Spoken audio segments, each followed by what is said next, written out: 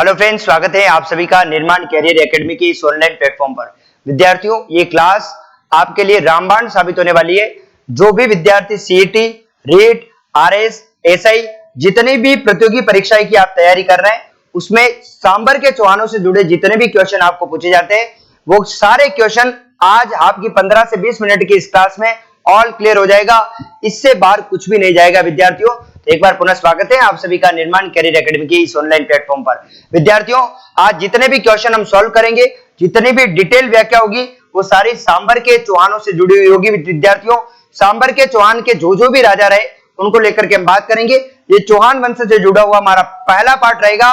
उसके बाद हम लोग अजमेर के चौहान, रणथंभौर के चौहान, नाडोल, जालोर, सिरोही, सभी चौहानों के से जुड़े हुए जितने भी एमसीक्यू क्वेश्चन है, उसको अगले पार्ट में हम सॉल्व करने का प्रयास करेंगे। तो आइए आगाज करते हैं चौहान वंश के पार्ट 1 का। पहला क्वेश्चन आपके सामने ये रहा। विद्यार्थियों, पहले क्वेश्चन का आप जवाब दीजिएगा। सांबर के चौहानों का संस्थापक राजा किसे माना गया है? विद्यार्थियों, ठीक है, संस्थापक राजा किसे माना गया है, ये बात आपको यहाँ पर पूछी गई है। संस्थापक राजा किसे माना गया है? वासुदेव को, चंदन राज द्वितीय को, विग्रह राज द्वितीय को, या पृथ्वीराज प्रथम को?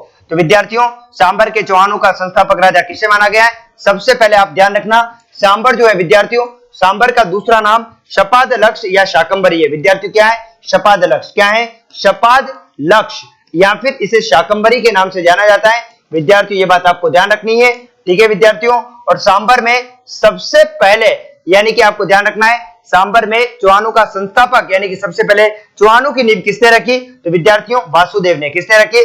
वासुदेव ने। और हमारे को ये जो जानकारी है वो हमारे को कहां से प्राप्त होती है? अगर आपको ऐसा पूछे तो बता देना, बिजोलिया शिलालेख से। कहां से प्राप्त होती है बच्चों? बिजोलिया शिलालेख से प्राप्त होती है। ये बात आपको ध्यान रखना है। मैंने कई बार आपको बताया है, बिजोलिया शिलालेख 1170 ईस्वी का है। सोमेश्वर के समकालीन है, भीलवाड़ा जिले से प्राप्त हुआ है। और भीलवाड़ा के पार्श्वनाथ जो मंदिर है, वहां से हमारे को ये प्राप्त हुआ है। इसमें सांबर झील के निर्माण की जानकारी भी मिलती है। ऐसा बताया गया है कि सांबर झील का निर्माण चौहान वंश के राजा वासुदेव ने करवाया। विग्रह राज चतुर्थ को कलम और लेखनी का धनी यानी कि तुरस्क जीत कहा गया है।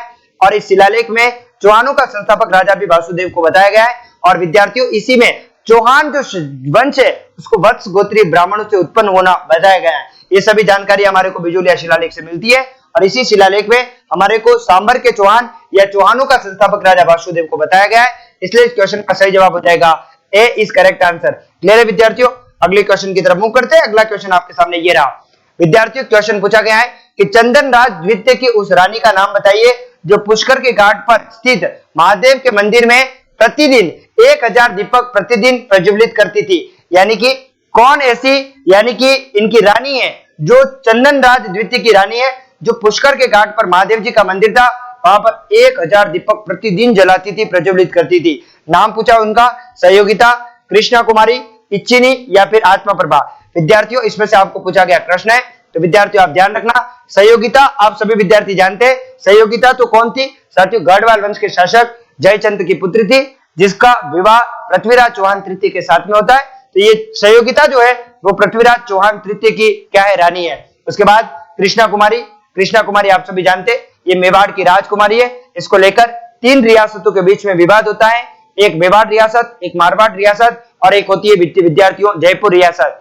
ये इस कृष्णा कुमारी को लेकर के विद्यार्थियों भीमसिंह ने कृष्णा कुमारी का जो विवाह है वो मारवाड़ के शासक भीमसिंह के साथ में करवाया। लेकिन जो सगाई है वो भीमसिंह के साथ में करवाई, मारवाड़ के शासक के साथ में।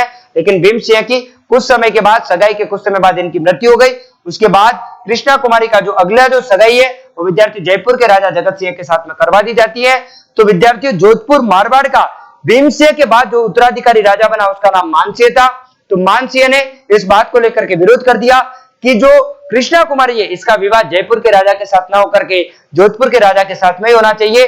तो इसी बात को लेकर जोधपुर के मानसिंह और जयपुर के जगत सिंह के बीच में एक युद्ध हो जाता है। उस युद्ध का नाम है विद्यार्थियों 1807 ईस्वी में युद्ध होता है, उसका नाम है गिंगोली का युद्ध होता है विद्यार्थियों। और इस युद्ध में जगत सिंह इस युद्ध को जीतते हैं और मानसिंह की हार होती है। इसके बावजूद भी यहाँ पर तीनों रियासतों के बीच में कृष्णा कुमारी को लेकर यह विवाद बड़े ज्यादा मात्रा में चलने लगता है। इस विवाद को रोकने के लिए जयपुर के शासक जगत सिंह ने इन अमीर खां पिंडारी को कहां भेजा? मेवाड़ भेजा।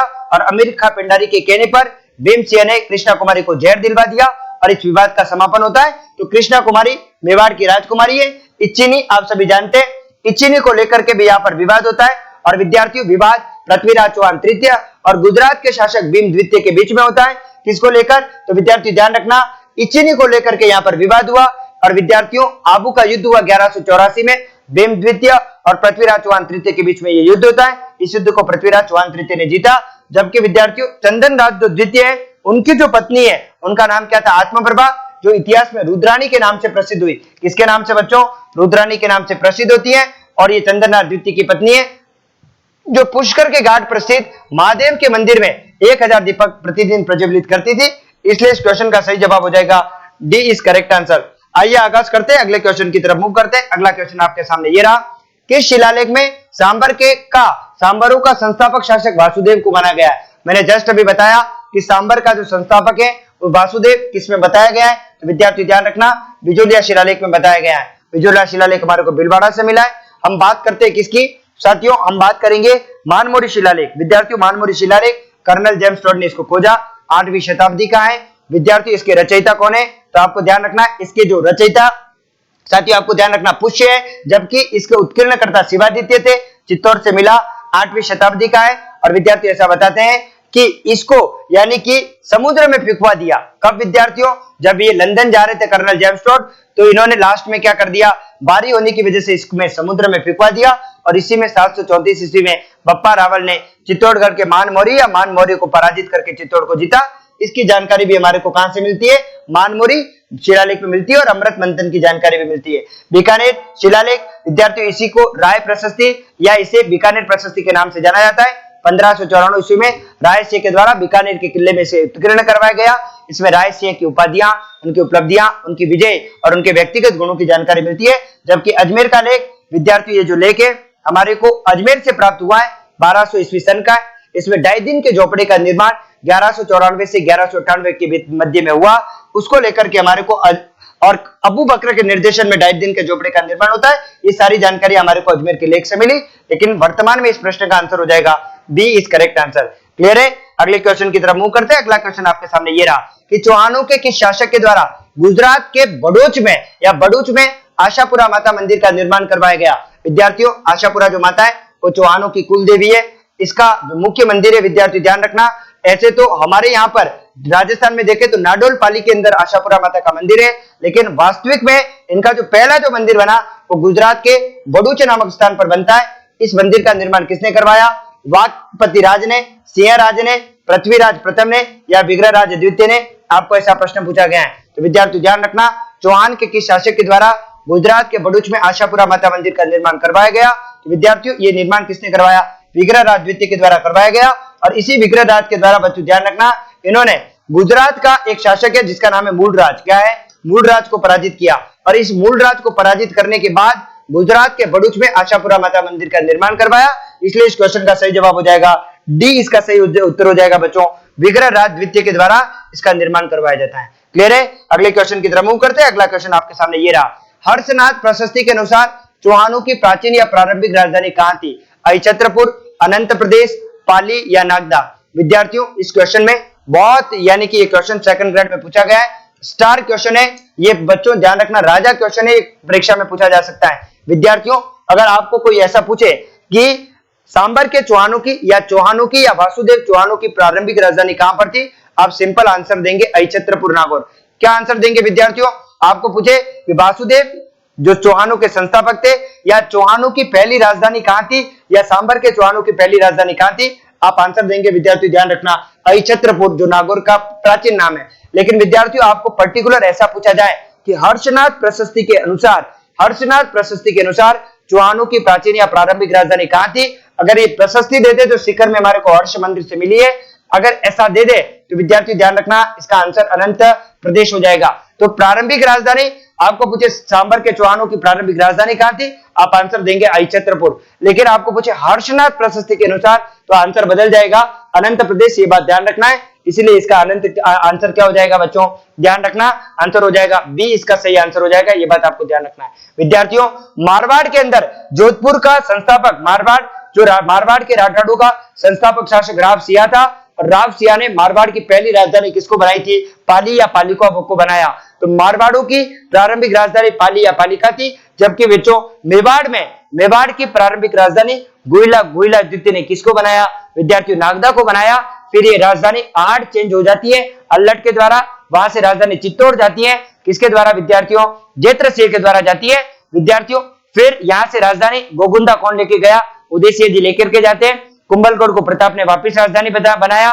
हल्दी घाटी युद्ध के समय महाराणा प्रताप की राजधानी केलवाड़ा थी और वहां से वापिस राजधानी चेंज चावंड हो जाती है 1585 में। तो विद्यार्थियों ध्यान रखना, अगर आपको प्रश्न पूछे हर्षनाथ प्रशस्ति के अनुसार, इसका आंसर बी सही हो जाएगा। अगले क्वेश्चन की तरफ मूव करते हैं। अगला क्वेश्चन है बच्चों, बताइए चौहानों के इष्ट देव हर्षनाथ मंदिर जो सीकर के अंदर है, इसका निर्माण किसके द्वारा करवाया गया? सिंहराज के द्वारा, भूबक प्रथम के द्वारा, वासुदेव के द्वारा, अजयराज के द्वारा। तो विद्यार्थियों ध्यान रखना, चौहानों के जो इष्ट देव है ये जीर्ण माता के भाई है विद्यार्थियों। कौन? हर्ष।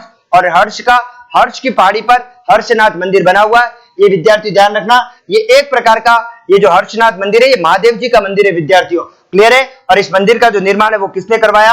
तो विद्यार्थियों अगर आपको पूछे तो बता देना, भूबक प्रथम ने करवाया। क्लियर है बच्चों? साथियों वासुदेव के बाद चौहान के सांबर के चौहानों का दूसरा राजा भूबक प्रथम ही थे। तो भूबक प्रथम के समय चौहानों के इष्ट देव हर्षनाथ मंदिर का सीकर के अंदर निर्माण होता है, इसलिए इसका आंसर हो जाएगा B is correct answer.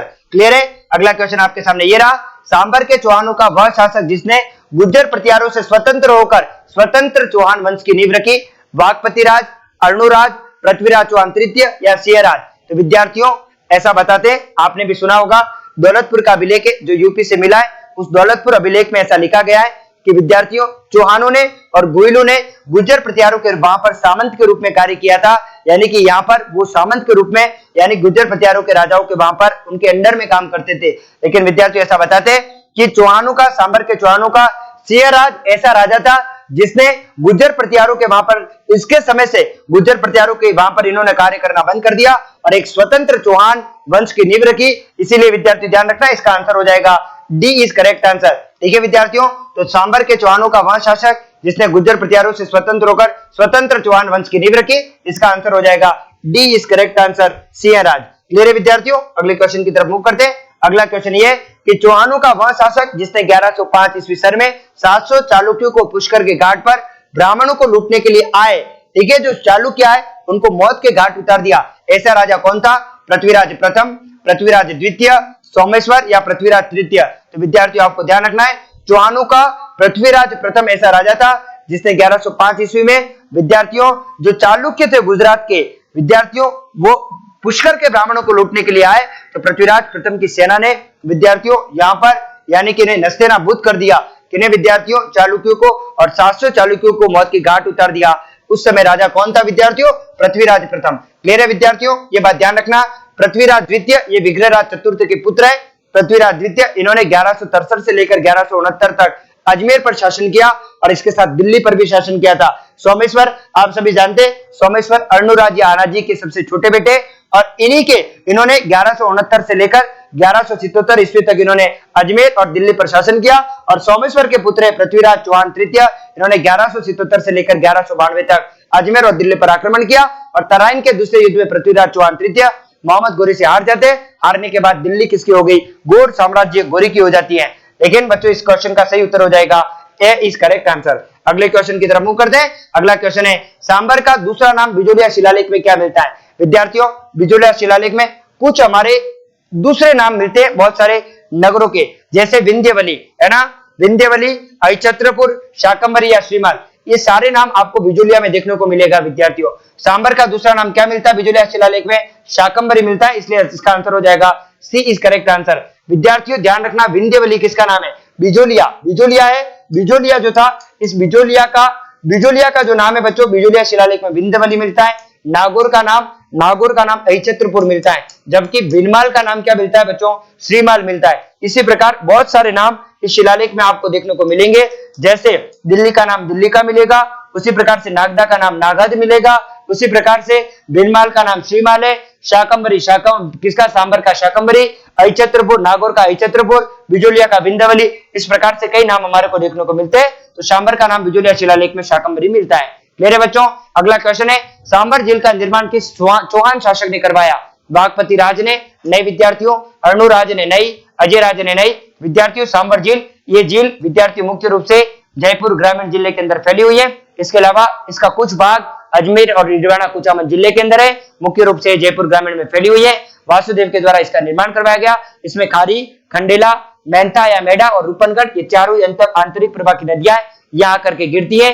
Sambar झील पूरे भारत का 8.7% जो नमक का उत्पादन अकेली सांबर झील के द्वारा किया जाता है। देखिए विद्यार्थियों, तो इसी सांबर झील का निर्माण जयपुर ग्रामीण, कहां पर, डीडवाना कुचामन और अजमेर जिले में फैली हुई है। मुख्य रूप से ये जयपुर ग्रामीण में फैली हुई है। इस झील का निर्माण सांबर झील का निर्माण सांबर के चौहान वंश के संस्थापक शासक वासुदेव के द्वारा करवाया गया। इसलिए इस क्वेश्चन का सही जवाब हो जाएगा डी इज करेक्ट आंसर। अगले क्वेश्चन की तरफ मूव करते हैं। तो विद्यार्थियों, आज की क्लास में सांबर के चौहानों जो जुड़े, हमने बहुत सारे महत्वपूर्ण क्वेश्चनों को यहाँ पर सोल्व किया है। कल हम अजमेर के चौहानों से, अगला जो नेक्स्ट वीडियो हमारा अजमेर के चौहानों पर रहेगा, उससे जुड़े हुए सारे क्वेश्चनों को हम लोग सॉल्व करेंगे। फिर मिलेंगे कल की क्लास में। जब तक आप सभी विद्यार्थी पढ़ते रहिए और मुस्कुराते रहिएगा, और निर्माण कैरियर एकेडमी के इस ऑनलाइन प्लेटफॉर्म को सब्सक्राइब, लाइक और शेयर करना आप बिल्कुल भी न भूलें। फिर मिलेंगे अगली क्लास में। जब तक के लिए आप सभी विद्यार्थी को जय हिंद, राधे राधे, जय Shri Krishna, Radhe Radhe. Thank you very much, thank you.